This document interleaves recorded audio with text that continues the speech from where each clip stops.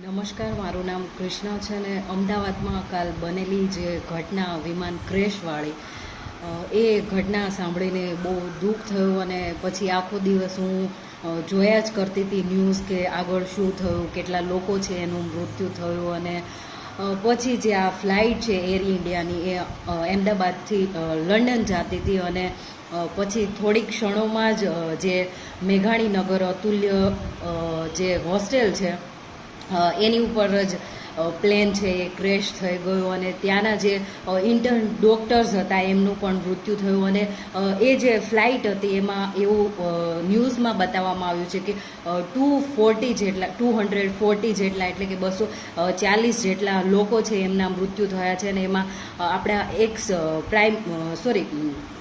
Chief minister એટલે કે મુખ્યમંત્રી હતા રૂપાણી સર, એમનું પણ મૃત્યુ થયું છે.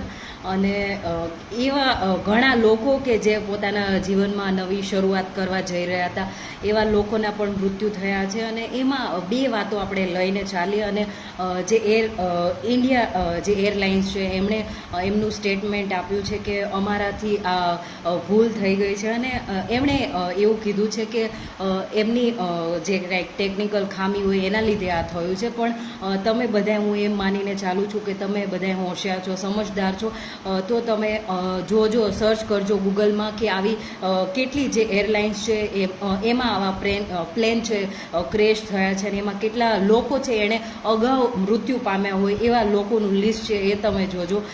પછી બીજી વાત એમાંય છે કે જે મૃત્યુ છે એ બધાએ તમારે અને મારે પણ સ્વીકારવાનું છે. અને એ વસ્તુ એવી છે કે જે આપણે કોઈને એક્સેપ્ટ નથી કરવી, પણ જે આપણા જીવનનું જે સત્ય છે એ મૃત્યુ જ છે.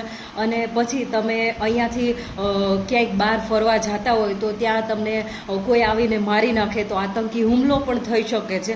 પછી તમે ચાલતા ચાલતા ક્યાંક જતા હોય, ટ્રેનમાં જતા હોય, વિમાનમાં બેસીને જતા હોય, પછી તમે મેસમાં હોસ્ટેલમાં હો અને તમે જમતા હોય શાંતિથી, કંઈક તમારું કામ કરતા હોય તો પ્લેન આવી અને પડી જાય તોય તમારું મૃત્યુ છે એ થઈ શકે છે. તો કહેવાનો ભાવાર્થ એમ છે કે જે મૃત્યુ છે એ નિશ્ચિત છે અને એને આપણે સ્વીકારવું એ સૌથી અગત્યની વાત છે. અને આ જે ઘટના બની છે એના માટે આપણે કાંઈ કરી નથી શકતા, પણ આપણે એમના જે લોકો સ્વજનો છે એમના માટે પ્રાર્થના કરીએ છીએ. અને મને એમ થાય છે કે ભાઈ આવું બધું સાંભળીને મને નેગેટિવ ન્યૂઝથી બહુ થોડીક એન્ઝાયટી થઈ જાય છે. એટલે જે બી થયું બધાએ પરમાત્મા ભગવાન છે એમના બધાએ જે ઘરવાળા છે એમના બધાને શાંતિ આપે અને એવી પ્રાર્થના. ધન્યવાદ.